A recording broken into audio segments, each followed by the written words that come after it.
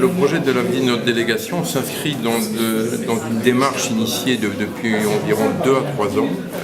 pour mettre en place un projet de dépistage néonatal de la drépanocytose au Gabon, particulièrement dans la province de Libreville.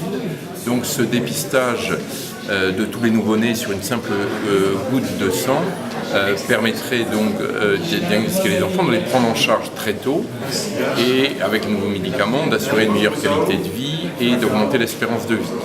Cet aspect curatif sera complété par un deuxième aspect qui est un aspect préventif, puisque le dépistage de la naissance de tous les nouveau-nés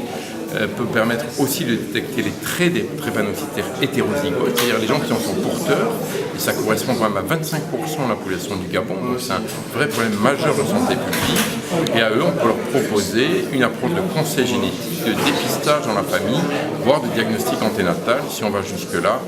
dans le cadre du projet.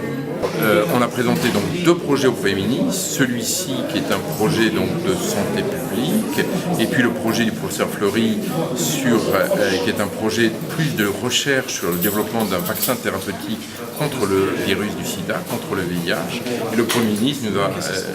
réservé un accueil très favorable et s'est dit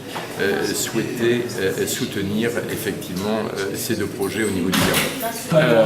Je pense que, alors le projet de recherche du professeur Fleury, je ne m'y avancerai pas, mais le projet qu'on a, qui est un projet très concret de santé publique de la drépanocytose, alors ce n'est pas nous qui allons apporter le financement, mais il y a plusieurs points à considérer. D'abord, ce projet peut permettre, comme tous les projets de santé publique, de gagner de l'argent par la prévention, puisque finalement, si on va au bout du projet,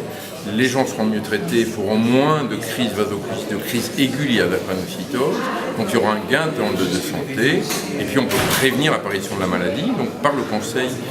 génétique. Ensuite, on peut bien sûr aller ensemble, je dirais, chercher des financements à des grosses fondations internationales qui financent ce type de projet. Je dirais qu'on n'en est pas encore là, on est sur l'accord